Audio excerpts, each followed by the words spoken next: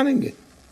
अगर आपके जी TV studio के बाहर कोई पकौड़े बेचता है और शाम को 200 रुपया कमा करके घर जाता है, उस व्यक्ति को आप रोजगार मानोगे कि नहीं मानोगे?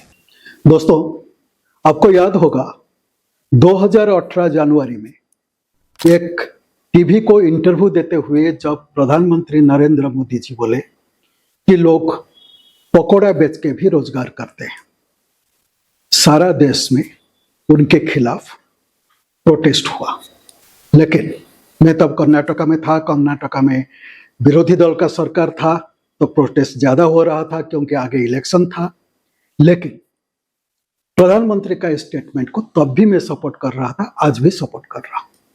क्यों? अगर इंडिया का स्नैक्स मार्केट को देखा जाए तो इंडिया का स्नैक्स मार्केट है 50,590 करोड़ का, और उसमें जो लीडिंग कंपनी है नागपुर बेस्ड हल्दीराम, उसका टर्नओवर कितना है? 16,000 करोड़। राजकोट बेस्ड बालाजी फूड से 5,400 करोड़। इंदौर बेस्ड प्रताप स्नैक्स से 1,725 करोड़। हल्दीराम का बात देखें, 5,000 स्टाफ है। उसके जो टॉप मैनेजमेंट होते हैं उनका सैलरी होता है 35 लाख से 92 लाख पर annum। बोलिए, एमबीए पकौड़ा वाला प्रोटेस्ट हो रहा था। अगर कोई एमबीए स्टूडेंट को हल्दीराम या ये सारे कंपनी, स्नैक्स कंपनी ऑफर देते हैं, वो ज्वाइन नहीं करेंगे क्या? मैं तो ज्वाइन कर लूंगा। लेकिन बात यहां खत्म नहीं होता है। बात ये आता है कि रास्ते में जितने लोग पकौड़ा बेच रहे हैं सदी से, उनमें से कितने लोग रास्ते से निकल के अपना रेस्टोरेंट कर पाए, अपना दुकान कर पाए? प्रश्न यहां है। उसके बाद 2020 जून में प्रधानमंत्री शुरू किए स्वनिधि योजना, स्ट्रीट वेंडर्स आत्मनिर्भर निधि योजना। अगर 12 जून 2026 तक सरकार का वेबसाइट में जिस डाटा अवेलेबल है उसी के हिसाब से 76,67,871 लोगों को ये लोन दिया गया है। कितना लोन दिया गया? 18,363 करोड़। उसमें जो टॉप परफॉर्मिंग स्टेट है वो है उत्तर प्रदेश। उत्तर प्रदेश में दिया गया 60 लाख लोगों को लोन, और उत्तर प्रदेश का 3 सिटी लखनऊ, वाराणसी, गोरखपुर, ये भी उसका टॉप परफॉर्मिंग डिस्ट्रिक्ट है। वाराणसी प्रधानमंत्री जी का कॉन्स्टिट्यूएंसी है, so let us come to Varanasi. Varanasi में अब तक 62,054 लोगों को 144.76 करोड़ लोन दिया गया है। 62,054 लोग, 62,000 लोग, 144.76 करोड़ लोन। अमाउंट बहुत बड़ा है, नंबर्स बहुत बड़ा है। मुझे मालूम है कि हर सरकार नंबर में खेलते हैं, लेकिन हर नंबर का एक दूसरा पहलू भी होता है। वो पहलू क्या है? वो है क्वालिटी।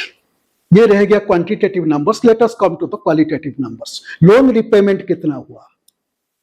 ट्रांच 1 जिसमें 10,000 दिया जाता था, उसमें लोन रिपेमेंट हो गया 58%, क्योंकि उसके बाद 25,000 मिलने वाला था।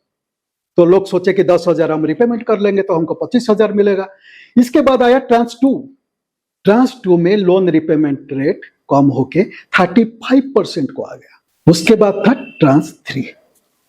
ट्रांच 3 में जितने लोग लोन लिए उसी में से रिपेमेंट ओनली हुआ 4.9%, क्योंकि उसके बाद और 1 लाख नहीं था, 2 लाख नहीं था, तो 4.9% था। 4,803 लोग वाराणसी में 50,000 हिसाब से लोन लिए ट्रांच 3 में, और उनमें से रिपे किए ओनली 201। मतलब ये है कि अगर स्ट्रीट वेंडर उनको आत्मनिर्भर करना था तो उनमें से ओनली 201 लोग उनका बिजनेस को स्केल अप कर पाए, बढ़ा पाए। और अगर हम देखेंगे फर्स्ट ट्रांच में 10,000 लेके भी जिस 42% लोग लोन रिपेमेंट नहीं कर पाए, उनका नंबर है 26,000। मतलब ये तो मानना पड़ेगा अगर 10,000 लोन लेके वो लोग रिपे नहीं कर पाते हैं तो ये 26,000 लोग पॉवर्टी ट्रैप में चले गए। उसका एग्जाम्पल हम देखते हैं।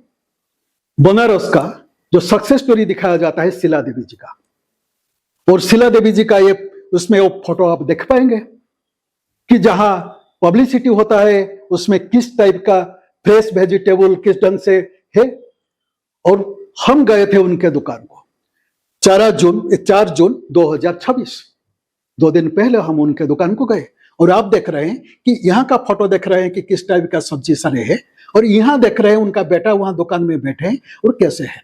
वही शीला देवी आप देख रहे हैं। ये है प्रैक्टिकल स्टोरी जो फील्ड में होता है, जो नंबर में दिखाई नहीं देता है।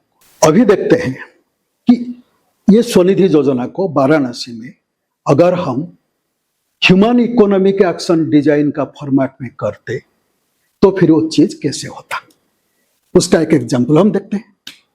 ये रह गया वाराणसी का मार्केट, जिसमें hyper local marketing and delivery के लिए, क्योंकि ये जो स्ट्रीट वेंडर है ना, उनको हैंड होल्डिंग जब तक हम नहीं कर रहे, उनका इतना कैपेबिलिटी नहीं है कि वो बिजनेस को बढ़ा पाए, इसलिए वो पॉवर्टी ट्रैप में चला जा रहा है, इसलिए वो लोन रिपे नहीं कर पा रहे हैं। अगर हम उनको हैंड होल्डिंग करते तो हैंड होल्डिंग करने के लिए क्या क्या चाहिए, हम 7 स्टार्टअप उनके साथ खड़ा कर रहे हैं। कैसे कि जैसे उनको ट्रेनिंग देना, प्रोडक्ट क्वालिटी कैसे होगा, उसका पैकेजिंग करके उसके लिए एक सेंट्रल स्टोर रहेगा जहां से बाहर भेजा जा सकता है, जो एक पॉइंट बन जाएगा कि बाहर को मार्केटिंग करने के लिए भी इनका सामान कुछ जा सकता है। और ये सब के लिए ये एक स्टार्टअप वो हो गया, पहला स्टार्टअप। लेकिन हम शुरू कर रहे हैं जिनको लाइसेंस, जैसे स्टार्टअप वाले बहुत सारे यहाँ जो स्ट्रीट वेंडर्स है जिनको स्वनिधि योजना में लोन दिया गया है, उनको वेंडिंग लाइसेंस भी नहीं मिला है। यहाँ लाइसेंस से शुरू करके कंप्लायंसेस और उनके लिए fund raising, additional fund raising without depending on the Svanidhi योजना, फर्दर उनके लिए जो बैंक से डिफरेंट फाइनेंशियल इंस्टीट्यूशन से कैसे फर्दर पैसा आएगा, या collaboration, market collaboration, B2B collaboration से कैसे पैसा आएगा, तो इसके लिए ये 2 स्टार्टअप हो गया। उसके बाद वो जो सामान बेचेंगे उसके लिए भी सप्लाई चेन चाहिए। एक सप्लाई चेन जैसे लोकल प्रोडक्ट्स होता है जो farmers, artisan, self help group वो लोगों ने बनाते हैं। इवन आपका जो मिल्क प्रोडक्ट्स वगैरह है ये सारे आ गया लोकल प्रोडक्ट्स। उसके साथ जो सप्लाई चेन, जैसे वो तेल खरीदेंगे, आटा खरीदेंगे या बेसन खरीदेंगे, ये सारी जो सामान बाहर से आ रहा है उसके लिए अनदर सप्लाई चेन। सो 2 सप्लाई चेन का 2 स्टार्टअप वहां रह गया। और उसके साथ साथ एंटायर वाराणसी सिटी में hyper local marketing and delivery के लिए एक एक्सक्लूसिव स्टार्टअप रह गया। ये सबसे बड़ा बात है। Without depending on the Swiggy and Zomato, जो 200-250 मैक्सिमम स्ट्रीट वेंडर को ऑनबोर्डिंग किए हैं, और उनमें से भी उनका ऑलमोस्ट 18% तक जाता है उनका जो कमीशन वगैरह, तो उसको मैनेज करके कैसे एक exclusive hyper local marketing and delivery के लिए एक स्टार्टअप रहे, तो ये हो जाएगा जो उनके लिए सस्टेनेंस देगा। ये ओनली कि जो स्ट्रीट वेंडर्स हैं वो ओनली फुटफॉल के लिए मींस वेट नहीं करेंगे कि कोई उनका दुकान को आए, उनके दुकान से उनका लोकेलिटीज में भी डिलीवरी हो सकता है। उसके बाद बहुत सारे प्रोडक्ट बनारस में है जिस प्रोडक्ट को बाहर को सप्लाई किया जा सकता है, जैसे स्टेट एंड नेशनल मार्केट के साथ कनेक्ट, स्टेट मार्केट के साथ कनेक्ट करने के लिए डिफरेंट नेबरहुड डिस्ट्रिक्ट्स, उसको कनेक्ट करने के लिए एक स्टार्टअप, और उसको नेशनल मार्केट के साथ कनेक्ट करने के लिए इवन यहां भी हल्दीराम बन सकता है, यहां भी बीकानेर वाला बन सकता है, यहां भी पैकेज्ड फूड बाहर को जा सकता है। तो ये बनेगा। तो 7 स्टार्टअप उनको सपोर्ट कर रहे हैं, एक backend supply chain, marketing expansion, ये सारे को लेके। उसके बाद अगर हम एक एग्जांपल देखना चाहते हैं, एक सक्सेस स्टोरी को उनका अगेन चले जाते हैं। ये जो बंदा है विष्णु भारद्वाज, एजुकेटेड है, ग्रेजुएट है वो, और उसका एम्बिशन भी है। पैसा तो ले गया, दुकान तो बना दिया, यहाँ दुकान में खुद नहीं बैठता है, वहां एक सेल्समैन रख दिया है। उसका एम्बिशन है कि वो ITI करेगा। हम भी गए थे उसके साथ बातचीत करने के लिए। वो ITI करेगा और कहीं एक जॉब करेगा, सरकारी जॉब करना उसका है। अगर उसको इसमें लगा जाता तो उसको वहां दुकान करने के लिए नहीं, कि बैकएंड सप्लाई, होलसेल सप्लाई, इसके लिए भी उसको यूज किया जा सकता है। लेकिन अब देखेंगे यहां है क्या, वाराणसी का सारनाथ, वहां लगातार अगर 150 स्टॉल है लाख वो जो 100 मीटर का स्पेस में, तो 150 स्टॉल से 120 से ज्यादा स्टॉल है जिन लोगों ने ओनली वो हैंडीक्राफ्ट ही बेच रहे हैं, और सारे एक ही टाइप का हैंडीक्राफ्ट है। अपने के बीच वो लड़ाई कर रहे हैं, उनके बीच कंपटीशन है। जब उनके बीच कंपटीशन होता है तो प्राइस, क्वालिटी, ये सारे चीज में प्रॉब्लम होता है, तो उनका प्रॉफिट कितना आएगा। अगर हम उसको करते तो हम करते कैसे। पहला चीज होता है कि मार्केट मैपिंग करना। बनारस कोई इंडस्ट्रियल सिटी नहीं है, वो जो सर्विस कैटेगरी है, ट्रेड कैटेगरी है, ये जो छोटे मोटे दुकान है, उन लोगों का ही 21,000 करोड़ से ज्यादा उनका मार्केट साइज है। और उसको अगर हम पहले मार्केट मैपिंग करेंगे, और मार्केट मैपिंग के हिसाब से, जैसे वो 3 सेक्टर है, सर्विस सेक्टर है, टूरिज्म है, सर्विस एंड टूरिज्म, मैन्युफैक्चरिंग में आपका जो बनारसी साड़ी, ये सारी चीज भी आ जाता है, और एग्रीकल्चर, एनिमल हस्बेंड्री, ये सारे का जो चीज आता है। तो इस तीनों चीज को मिला के अगर हम देखते हैं तो प्रेजेंट जीडीपी जो है बनारस का 51,000 करोड़ का जीडीपी है। 10 to 12% CAGR में वो बढ़ रहा है, तो 5 साल में 90,000 करोड़ तक वो पहुंचेगा। अगर उसमें हम देखेंगे कि टोटल एड्रेसेबल मार्केट साइज क्या है ये सारे कैटेगरी का, तो 56,000 करोड़ है, क्योंकि सबसे बड़ा बनारस का इकोनॉमी वही है। उसके बाद अगर आप देखेंगे कि सर्विसेबल जो एड्रेसेबल मार्केट क्या होगा, तो ये लगभग 30,000 करोड़ का होगा। उसमें हम देखेंगे कि ऑब्टेनेबल मार्केट साइज, ये सारे कैटेगरी लोगों को लेके क्या हो सकता है। एटलीस्ट साल में 8,000 करोड़, 5 साल में हम 8,000 करोड़ तक पहुंच पाएंगे। ये है मार्केट। और उसमें हमको देखना पड़ेगा कि किस टाइप का कस्टमर यहाँ आते हैं, या किस टाइप का टूरिस्ट ये सारे चीज को यूज करते हैं, खरीदते हैं, या ये स्ट्रीट वेंडर के पास खाते हैं, क्या चीज लेके वो जाते हैं, उनका कंज्यूमर बिहेवियर, उनका परचेज कैपेसिटी, ये सब को देख के हमको बनाना पड़ेगा, और उसको मैचिंग करना पड़ेगा।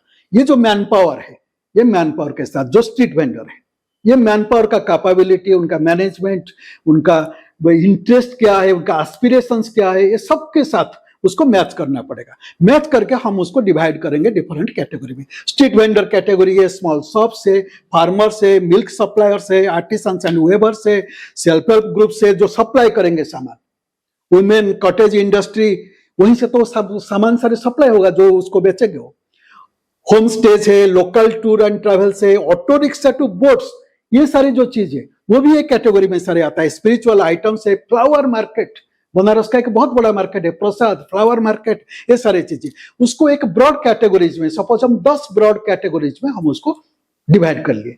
फिर वो कैटेगरी से फिर सब कैटेगरी आ जाता है। जैसे फूड आइटम आ गया, फूड आइटम से आपका मोमोज आता है, चाइनीज फूड आता है, साउथ इंडियन फूड आता है, नॉर्थ इंडियन फूड आता है, टी आता है, कॉफी आता है, तो डिफरेंट टाइप का सारे, लस्सी आता है, दही जिलाबी आता है। सो उसको डिफरेंट कैटेगरी, सब कैटेगरीज में भी हम ये सारी चीज को डिवाइड कर लेते हैं, और उसी के हिसाब से हम मार्केट प्लेस डेवलप करते हैं। और ये जो मार्केट प्लेस हम डेवलप करते हैं, वो मार्केट प्लेस ऐसे होगा कि कहीं जैसे एक जगह वहां 150 स्टॉल से 120 से ज्यादा स्टॉल ओनली हैंडीक्राफ्ट बेच रहे थे, ऐसे नहीं होगा। हाँ, हो सकता है कुछ मार्केट एक्सक्लूसिव मार्केट बनाया जा भी सकता है कि वो हैंडीक्राफ्ट का मार्केट है, ये बनारसी साड़ी का मार्केट है, उसको एक्सक्लूसिव मार्केट कुछ बनाया जा सकता है। But majority of the market अगर हम उसको डिवाइड कर लेते हैं 400 से 500 डिफरेंट कैटेगरी में, अगर हम उसको डिवाइड कर लेते हैं, तो उसमें क्या होगा कि उसमें ये सारी चीज होगा कि हर मार्केट में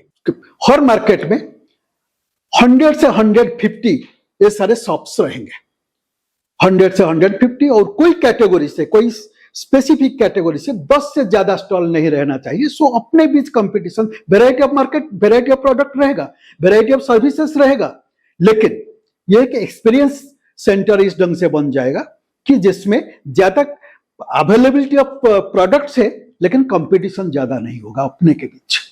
तो बनारस में इतना बड़ा जो टूरिस्ट स्पेस है, टूरिस्ट हब वो है, 7.5 करोड़ से 8 करोड़ एनुअल फुटफॉल यहाँ होता है। तो उसी को लेके हम एटलीस्ट 500 तो इसे हम मार्केट में उसको हम डेवलप कर सकते हैं। और हर मार्केट सेंटर में एक रहेगा कि drinking water facilities, parking facilities, कहाँ लोग बैठेंगे, एक एक्सपीरियंस सेंटर, कुछ कल्चरल शो भी हो, कुछ इवेंट्स हो, ये सारी चीज रहेगा। और ये सारी चीज को कनेक्ट करके ये एक एक्सपीरियंस सेंटर बन जाएगा। और इस ढंग से अगर हम कर रहे हैं तो उसमें क्या होगा कि 5 साल के अंदर अगर आप देखेंगे तो हम कहां पहुंच रहे हैं कि 145 करोड़ जो स्वनिधि योजना में 144 पॉइंट समथिंग आप मान के चले कि 145 करोड़ यहां इन्वेस्ट किया गया है। अगर हम 7 वहां स्टार्टअप ले आते हैं तो उनके लिए भी हम VC फर्म्स, बैंक और B2B कोलैबोरेशन से हम सेकेंड ईयर में अनदर 100 करोड़ उठा पाएंगे ये स्टार्टअप के माध्यम से। थर्ड ईयर में अनदर 250 करोड़ उठा पाएंगे, ये आ पाएगा।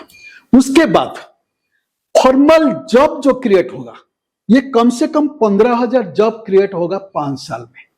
और सेल्फ एम्प्लॉयमेंट के हिसाब से अगर हम देख रहे हैं तो सेलर तो ये तो हो गए सेलर 80,000। ये सेलर को प्रोडक्ट सप्लाई करने के लिए आसपास का गांव के जो फार्मर से शुरू करके आर्टिसंस एंड वेवर्स और ये जो है आपका सेल्फ हेल्प ग्रुप, इसमें भी अनदर 40,000 उसमें इन्वॉल्व हो सकते हैं, एंगेज हो सकते हैं। और फिर रहेगा सर्विस कैटेगरी, आपका लॉजिस्टिक्स, सर्विस कैटेगरी, ये सब में अनदर 20,000। तो 1,20,000 के आसपास उसमें सेल्फ एम्प्लॉयमेंट क्रिएट होगा और कम से कम 15,000 फॉर्मल जॉब उसमें क्रिएट होता है। अभी अगर हम आ जाते हैं नेक्स्ट स्लाइड में है हमारा जॉब क्रिएशन। ये है आपका जॉब क्रिएशन। तो आप देखेंगे डिफरेंट कैटेगरी में एक सबसे बड़ा चीज है डेडिकेटेड डिलीवरी फ्लीट हम यहां क्रिएट कर रहे हैं। जैसे ये जो जिग इकोनॉमी आप बोल रहे हैं कि जो डिलीवरी बॉयज कि वो लोग एक्सप्लॉइट होते हैं मार्केट में, यहां हम क्या करते हैं, हम एक वहां इधर एक हम हाइब्रिड मोड हम क्रिएट करते हैं। एक बेस सैलरी रहता है और ये स्टेबल बेस सैलरी के साथ साथ हम परफॉर्मेंस लिंक कर देते हैं। तो ये परफॉर्मेंस लिंक्ड कमीशन और दोनों चीज अगर उनको मिलता है तो ज्यादा पैसा पा पाएंगे। और उसमें 10,000 लोग अगर 5 साल तक आप देखते हैं तो 5th ईयर के हिसाब से अगर देखते हैं तो 10,000 लोग एक डेडिकेटेड डिलीवरी फ्लीट में वहां काम करेंगे। और ऑल टोटल डिफरेंट कैटेगरीज है, डार्क स्टोर है, बैकएंड सप्लाई चेन है, इंटरसिटी B2B लॉजिस्टिक है, वेंडर ऑपरेशन लोन मैनेजमेंट है, टेक्नोलॉजी है, कस्टमर वेंडर सपोर्ट है, उसका जो HR एंड फ्लीट पेरोल, ये सबको मिला के 5 साल में 14,895 वो जॉब क्रिएट होगा जो सिक्योर्ड जॉब है, सैलरीड जॉब है। ये है बड़ा चीज। और इतने लोगों को एम्प्लॉयमेंट देने के लिए टर्नओवर भी इतना होना चाहिए। तो इधर आप देखेंगे कि पूरा 5 साल का टर्नओवर हम निकाले हैं किस ढंग से होगा। और ये जो है यहां आप देख रहे हैं कि कितना हम स्ट्रीट वेंडर को ऑनबोर्डिंग कर रहे हैं। अगर 60,000 स्ट्रीट वेंडर, आप 62,000 ऑलरेडी स्वनिधि योजना में ऑनबोर्डेड है, सपोज हम उसको 60,000 मान के चलते हैं और ईयर ऑन ईयर हम 10% ग्रोथ उसमें होता है। तो आप देखेंगे कि 5th ईयर तक 87,846 स्ट्रीट वेंडर को हमने ऑनबोर्डिंग कर लिया। और उनमें से अगर 94% अगर एक्टिव होते हैं, सारे लोग तो एक्टिव नहीं होंगे, अगर वो एक्टिव होते हैं 5 साल के में, आप देखेंगे फर्स्ट ईयर 70% हम एक्टिव रेट में हम रखें। अगर 94% होते हैं तो 82,575 स्ट्रीट वेंडर जो एक्टिव होते हैं उनका मंथली इनकम 80,000 तक पहुंच जाएगा। 80,000 तक उनका ये प्लेटफॉर्म के माध्यम से। उसके बाद उनका जो फुटफॉल होगा, वो जो डायरेक्टली सेल करेंगे वो कुछ अलग है। ये जो मार्केटिंग नेटवर्क है सिस्टम के माध्यम से उनका 80,000 पर मंथ उनके पास एक इनकम आएगा। तो इनकम 5-10 हजार 15,000 में नहीं रहेगा। और उसके बाद अगर आप देखते हैं कि हम 5th ईयर में कहां तक पहुंच जाते हैं मार्केट साइज का 7,927.2 करोड़, दैट मीन्स लगभग 8,000 करोड़। ये हम जीडीपी को ये रहेगा हमारा वैल्यू एडिशन जो कंट्रीब्यूशन रहेगा इस सेक्टर का, जो कंप्लीटली अनऑर्गेनाइज सेक्टर है। और उसी के हिसाब से अगर आप देखेंगे तो हमारा इसमें रेवेन्यू भी जो 7 स्टार्टअप कर रहे हैं उनका रेवेन्यू किस ढंग से बढ़ेगा कि एटलीस्ट 515 करोड़ का उनका रेवेन्यू आ रहा है, नेट रेवेन्यू उनका आ रहा है। तो 15,000 स्टाफ को सस्टेन करने के लिए उनके पास भी रेवेन्यू आ रहा है, और ये रेवेन्यू को हम ब्लेंडेड टेक रेट जो कंबाइंड हुए में होता है, कमीशन, ये डिफरेंट ये को सारे को मिला के, तो ये हम 4.5% से शुरू करके ओनली 6.5% तक रखें, सो दैट वेंडर ज्यादा पैसा पाए। ये हो जाएगा उसी का सिस्टम। अगर हम साइंटिफिक वे में मैन पावर के साथ मार्केट को मैच करके अगर हम करते हैं स्वनिधि योजना अगर ह्यूमनोमिक्स का फॉर्मेट में होता है या ह्यूमन इकोनॉमिक एक्शन डिजाइन का फॉर्मेट में होता है, तो ये आएगा उसका रिजल्ट। अगर हम जॉब क्रिएशन का बात सोचते हैं, then we cannot ignore this unorganized sector. Unorganized sector contributes 40 to 50% to our GDP and employs 92% of our workforce. We cannot ignore it. Recall that famous book of C.K. Prahalad, The Fortune at the Bottom of the Pyramid. उसमें वो bottom of the pyramid में हमारा जो massive base है, जो low income population हमारा है, वो बोले कि वो एक बड़ा कंज्यूमर बेस है। उसके बाद वर्ल्ड इंडिया को अग्रेसिवली, स्पेसिफिकली इंडिया का लो इनकम पॉपुलेशन को, इस अनऑर्गेनाइज सेक्टर में एंगेज होते हुए लोगों को एक बहुत बड़ा मार्केट का एक अपॉर्चुनिटी के हिसाब से लिया और इंडिया को एक मार्केट के हिसाब से उनके एक्सप्लॉइट किया।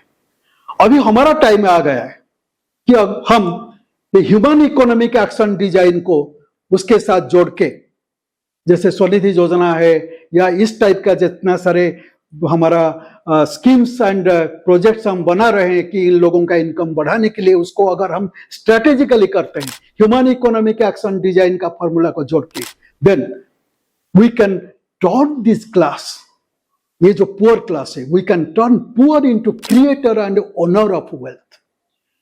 It will be very, this unorganised sector ये एक untapped power house of wealth creation है। मेरा आपको रिक्वेस्ट है कि उसको कोई राजनीति के हिसाब से मत लीजिए, रोजगार नीति के हिसाब से देखिए, पॉलिटिक्स नहीं, पॉलिसी से एम्प्लॉयमेंट पॉलिसी, और उसमें स्लोगन नहीं, सॉल्यूशन का बात हम कहते हैं, विरोध नहीं, हम एक विकल्प के साथ आते हैं। हम नहीं बोलते हैं कि हम जो बोल रहे हैं कि वही फाइनल चीज है, डिस्कशन हो, डिबेट हो, उसके पर वो होना चाहिए, लेकिन हेल्दी डिस्कशन और डिबेट होना चाहिए। आपको रिक्वेस्ट है, ये सिलसिला जारी रहेगा, ये डिस्कशन जारी रहेगा। कमिंग मंडे इवनिंग में हम फिर मिलते हैं। हर हर महादेव।